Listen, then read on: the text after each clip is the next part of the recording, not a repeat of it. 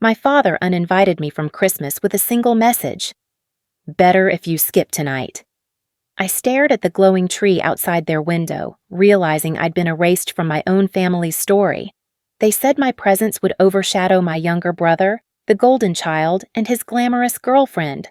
I swallowed humiliation in silence, but a storm brewed inside me. What none of them knew was that my success had eclipsed theirs long ago, and soon they would discover the truth in the most brutal way possible, when the very person they mocked became the one holding all the power. The Hartley house glittered like a postcard, strung with lights so bright they could be seen from the end of the street. Through the tall bay window, I glimpsed the tree, a giant spruce dripping with glass ornaments, ribbons, and the centerpiece, our family heirloom, the Angel 1979. My grandmother had bought it the year my parents married, and every Christmas since, it had been treated as sacred, the crown jewel of our tradition. Tonight, it hung perfectly centered, glowing under the chandelier, as if to announce that the Hartleys were flawless. I stood outside clutching the embossed invitation card my mother had mailed me weeks earlier, now bent at the corners from being handled too many times. My father's words replayed in my head: "You can come if you want. Just don't outshine your brother." That had been his exact phrasing when I called to confirm: outshine. As though my mere presence, my achievements, my very existence could cast too long a shadow over Evan, the family's golden child. Inside, laughter rang out. My mother, Lydia, stood proudly at the center of the room, her voice rising above the hum of conversation. She was telling the story for the 5th time, no doubt, how Sloane, Evan's brilliant girlfriend, had secured a 7-figure investment for a startup she'd joined. Lydia's hands fluttered dramatically, as if she herself had negotiated the deal. Evan beamed beside her, basking in the admiration, nodding humbly as relatives clapped him on the back. My name hadn't been mentioned once, though I had built an entire company from scratch. I lingered on the porch step, torn between knocking and walking away. My chest tightened with a familiar ache, that mix of longing and dread that had haunted me since childhood. "What would you do?" I whispered to myself, but also to you, my unseen witness. Would you step inside and smile politely, or would you confront them on the spot? My phone buzzed, pulling me from the moment. A family group message blinked across the screen. The newest text read, "Ava, actually, better if you skip tonight," followed by confetti emojis as if my exclusion was something to celebrate. I froze, thumb hovering over the screen. No apology, no hesitation. Just a digital door slammed in my face. The card in my hand crumpled as I squeezed it. For a moment, I thought about knocking anyway, bursting in just to remind them I existed. But the weight of years of dismissal pressed down harder. My breath fogged in the cold night air as I turned back to my car, swallowing the lump in my throat. I drove through familiar streets, each decorated house a taunt of families that seemed whole, united, unlike mine. The unopened gift bag sat on the passenger seat, a wool scarf I had chosen for my father in his favorite navy. My fingers itched to throw it out the window, but instead, I dropped it onto the floorboard where it landed with a soft thud. The drive blurred into memory. As the city lights flickered past, I slipped into a flashback. The spelling bee when I was 9, where I had won first place. I remembered clutching the trophy, cheeks flushed with pride, only to watch my father take it from me and place it on Evan's nightstand. "Your brother needs this more," he had said, dismissing my tears as childish. At 12, I'd earned a scholarship for summer coding camp, but the funds were mysteriously redirected to cover Evan's baseball trip. Again and again, I had been the dutiful daughter, the easy one, the child who knew better than to complain. Evan, meanwhile, had been the hero, the investment, the future. The car rolled into the parking garage of my apartment building. I parked, cut the engine, and sat in silence. My hands rested on the steering wheel, cold despite the heater. For the first time that night, I let out the sigh I'd been holding. I grabbed my phone, opened my contacts, and pressed on Dr. Mariah Quinn's number. Her voicemail clicked on, and my voice shook as I left a message. "Hi, it's Ava. Can we move up my appointment? As soon as possible."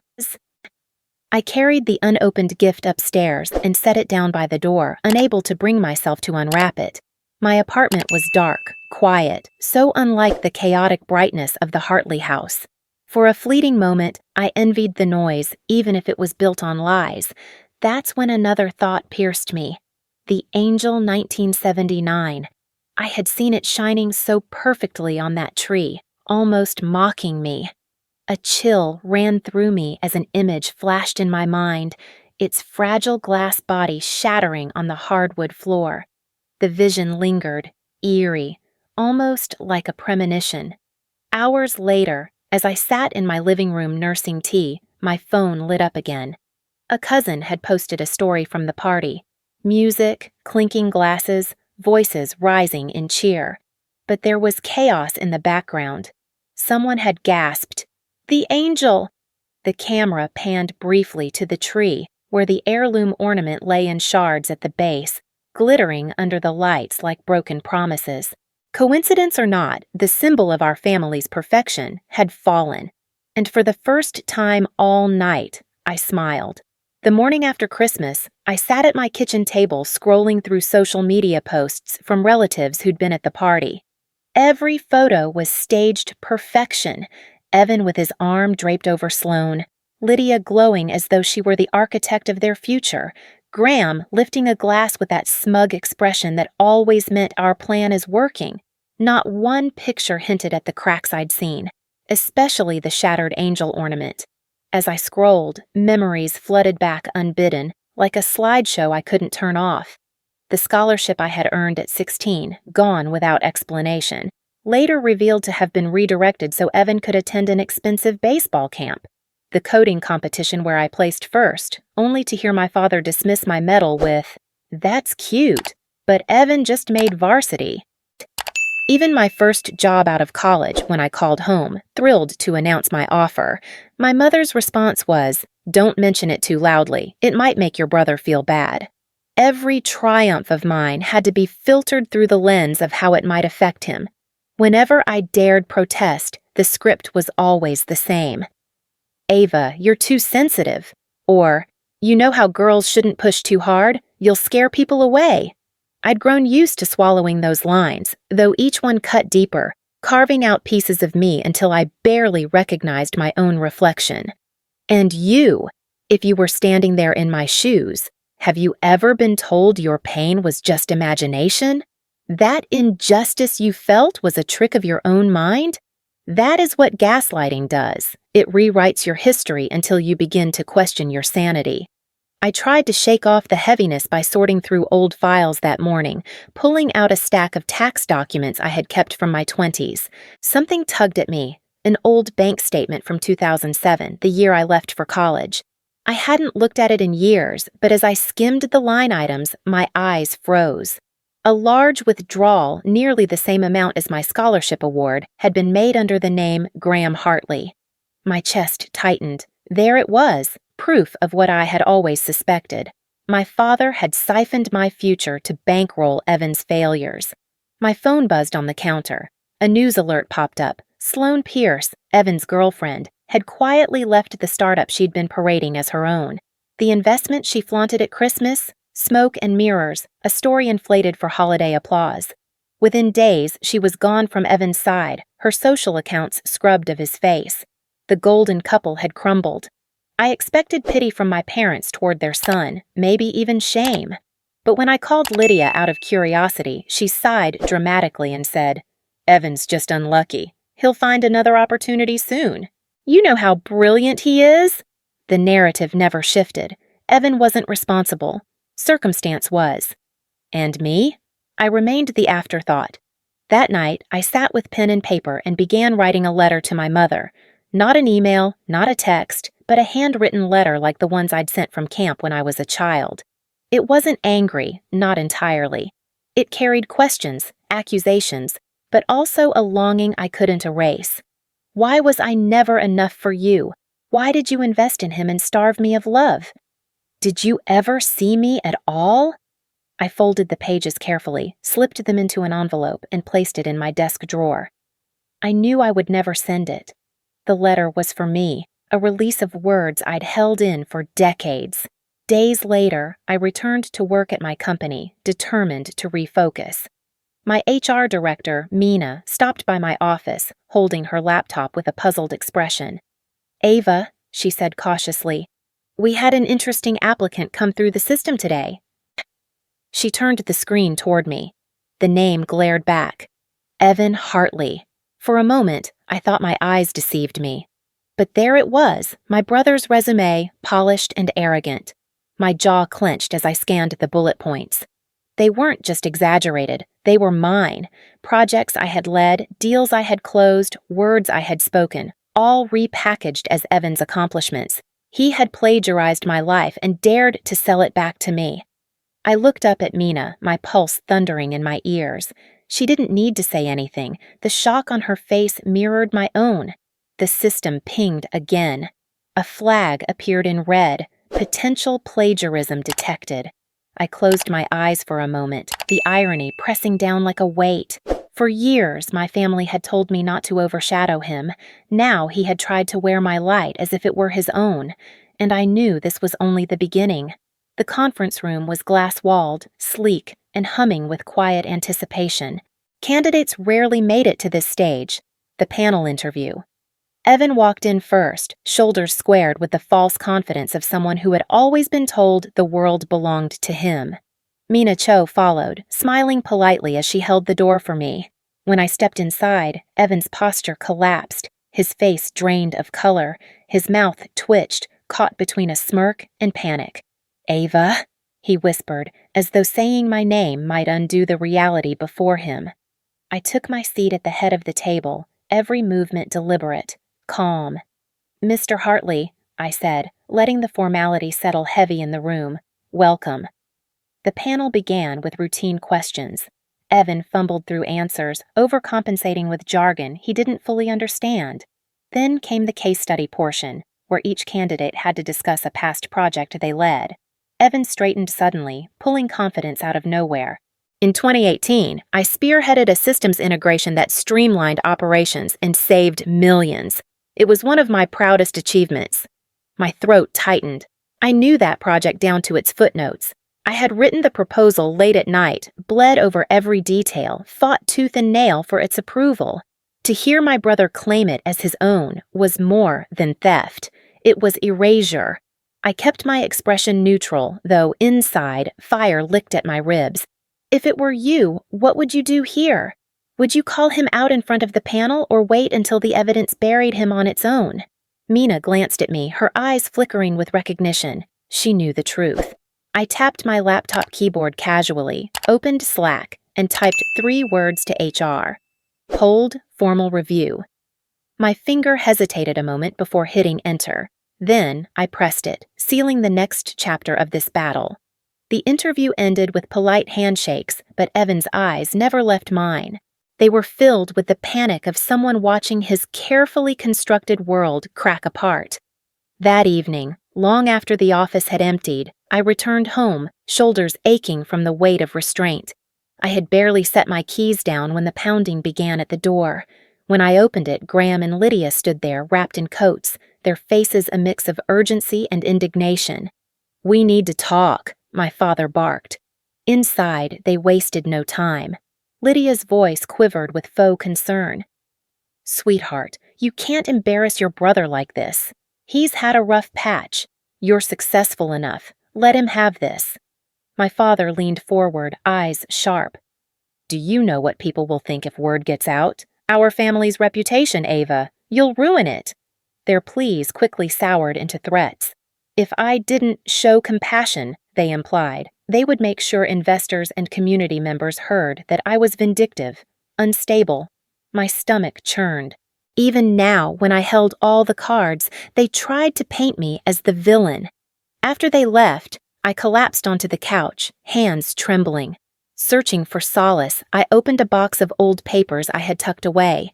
At the bottom, I found an envelope marked with my name in my father's handwriting. Inside were financial documents, records from my teenage years. My eyes caught a line that sliced through me like a blade. Tuition savings withdrawn. The account drained in 2007. The funds that had been promised for my education had been used to cover one of Evan's failed business ventures.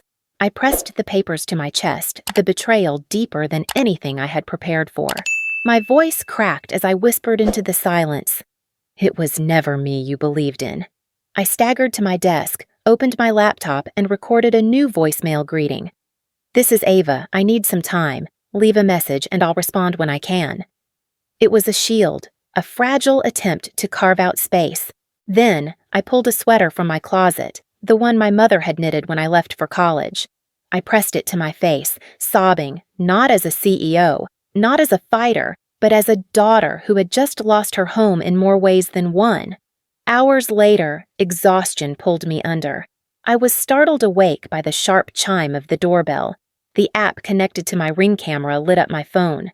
Across the screen flashed the words, "Motion detected. Front porch, 2 visitors." I stared at the screen, heart hammering, bracing for whatever storm had come next. The 2 visitors on my porch turned out to be silence and shadow.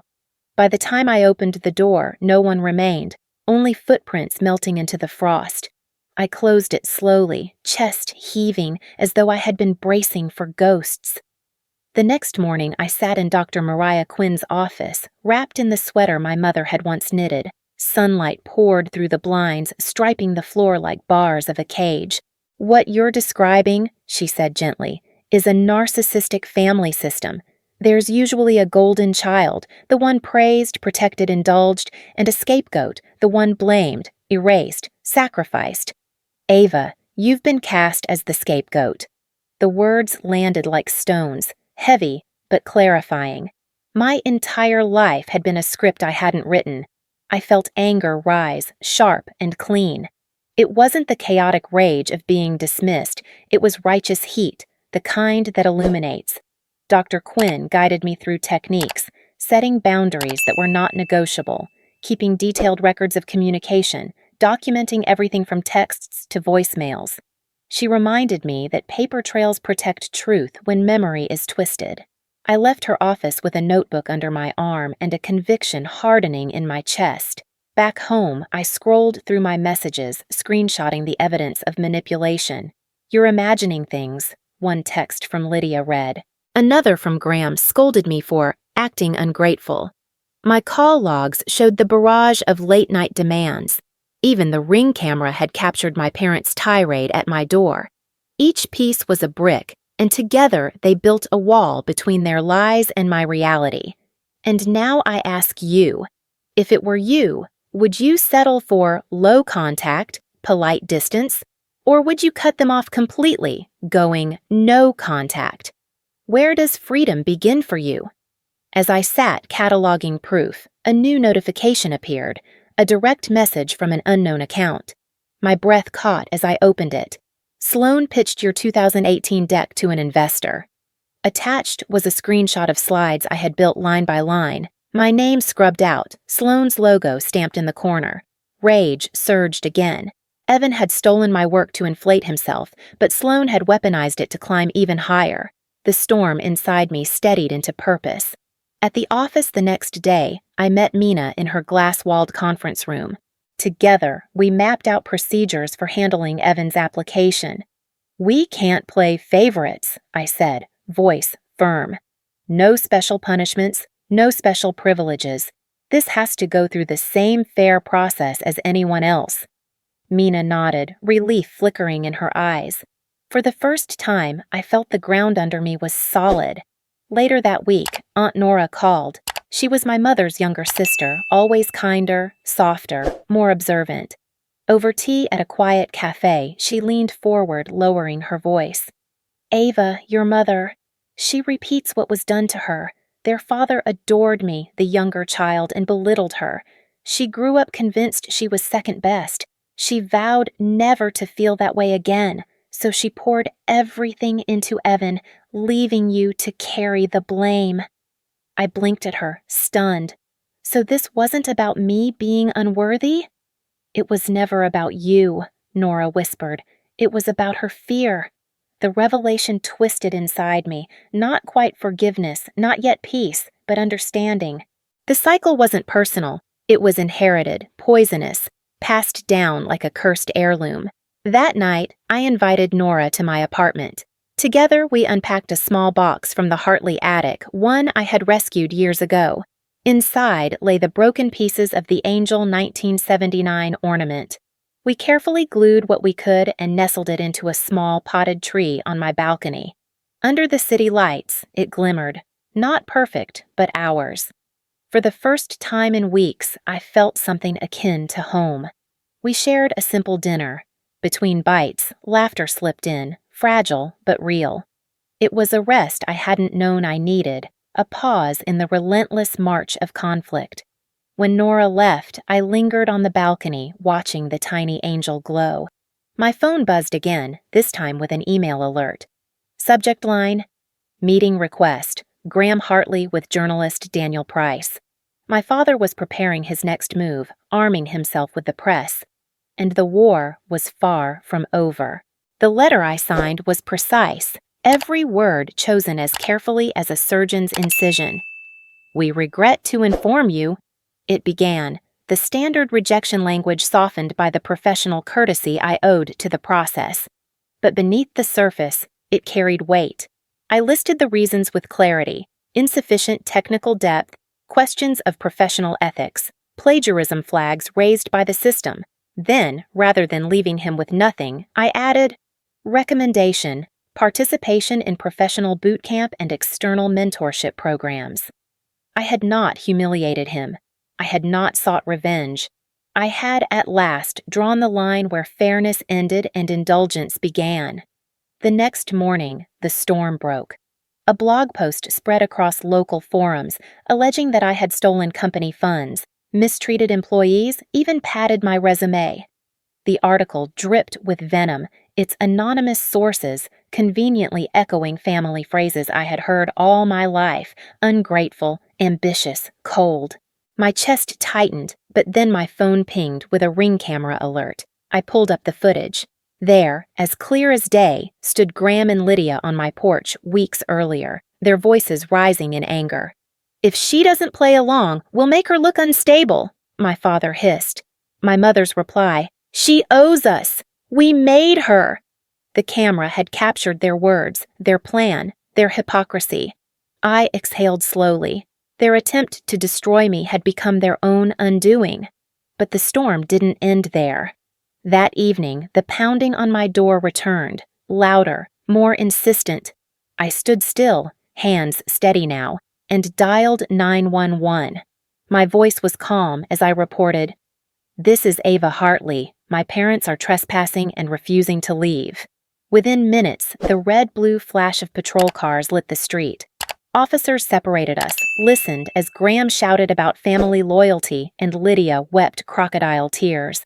I handed over the footage from my camera. For once, it wasn't my word against theirs. It was evidence. One officer turned to me. "Ma'am, do you want to file for a protective order? We can start the paperwork tonight." I looked down at the sweater I was wearing, the one my mother had knitted when I was 18. Its wool was frayed, but it still carried her scent. Her love, before it was conditional.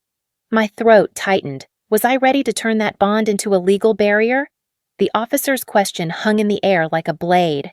In the days that followed, I set my new terms. Low contact only. All communication would be through email, no visits, no phone calls, and only in the presence of a neutral party if face-to-face was unavoidable. My parents bristled, but their power cracked. They could no longer corner me in kitchens or whisper behind closed doors. The wider family began to stir. Aunt Nora spoke first at a gathering, her voice trembling but firm. "It's not new. Lydia has done this since we were children. Favoritism, belittling. Ava is not the first to suffer." Other aunts nodded, hesitant at first, then with growing certainty. "She's right," one said. "I saw it too." For the first time, the illusion fractured publicly. Meanwhile, whispers reached me from the investor circuit. Sloane Pierce had been cornered in a meeting. Pressed for details on her so-called innovations, she stumbled. A sharp-eyed analyst pulled metadata from her files. There, embedded in the digital DNA of the slides, was my name, my work. Her theft exposed, she had no choice but to admit the truth. Justice did not roar like thunder. It unfolded quietly, steadily, like dominoes falling in sequence. One crisp evening, I walked by the river, a small stone clutched in my palm. On it, I had written a single word in marker: guilt. I held it a long time, feeling the weight that wasn't entirely mine. Then, with a slow breath, I cast it into the current. The water swallowed it whole, carrying away the years of shame I had been made to shoulder. I stood there for a long while, the city skyline reflected in the rippling dark. For once, I felt light enough to breathe. When I returned home, my inbox blinked with a new subject line. It's Mom. If you sign a letter of recommendation for Evan, everything will be fine. My hand hovered over the mouse, the words burning into me. They hadn't learned, or maybe they never would. The weeks that followed were strangely quiet. No more pounding at my door, no more pleading phone calls. Evan's rejection from my company went through the formal channels, and when he tried to appeal, the board upheld it. We cannot ignore plagiarism and lack of qualifications, the letter stated plainly. For the first time in his life, my brother had to face the truth without my parents shielding him. He scrambled for work elsewhere, but doors shut faster than he could knock. His shortcuts had caught up with him, leaving him to start at the bottom, where he should have been all along. Meanwhile, the smear blog that had tried to paint me as corrupt collapsed under scrutiny. The ring footage circulated quietly among the very investors my parents had hoped to impress, their own words condemning them more than anything I could have said. Graham, once so certain of his reputation, found invitations to social events dwindling. Lydia, who had thrived on presenting the perfect family, now avoided neighbors whose eyes lingered too long, whose questions cut too close. At the office, Mina pulled me aside during a strategy meeting. "The board wants you to lead the new expansion project," she said with a smile. "They see you as not just competent, but principled. Integrity matters." I nodded, swallowing hard. Vindication wasn't the explosion of triumph I had imagined as a child. It was quieter, steadier, like finally being allowed to stand without someone kicking at your feet. And I ask you, do you believe justice is about revenge, or is it simply about living in alignment with your values, regardless of what others say? For me, the answer was becoming clear. That night, as I closed my laptop, my phone buzzed with a new message. The sender's name froze me. Evan. I tapped it open. "Sis, I don't know where to start. Could you show me how to begin again?" I stared at the words for a long time, the echo of his arrogance still fresh in my memory. Yet here he was, stripped of his armor, asking not for a handout, but for guidance. I didn't respond immediately. Instead, I sat on the balcony, gazing at the little potted tree where the repaired Angel 1979 ornament shimmered under the night sky. It no longer represented the illusion of a perfect family. It was mine now, a symbol of survival, of ownership. Days later, I hosted the first meeting of what I called the Resilient Circle. A small group gathered in my office after hours, men and women who, like me, had grown up as scapegoats in families that worshipped golden children. We shared stories, pain, and strategies for healing. For the first time, I wasn't just surviving. I was giving back, building a chosen family founded on respect, not hierarchy. Afterward, I lingered by the balcony again, the city alive beneath me. I picked up my phone and drafted a reply to Evan. "I can point you toward resources. I can show you where to learn. But the work is yours and the boundaries stay." It was not coldness. It was compassion with a backbone, love with conditions. In the quiet that followed, I pulled out a notebook and wrote a final note to myself. I didn't get a better family. I became my own. The words sat on the page, glowing in the lamplight. For years, I had waited for their approval, their recognition. Now, I no longer needed it. I had built a life, a circle, and a self strong enough to carry the truth. And that was freedom.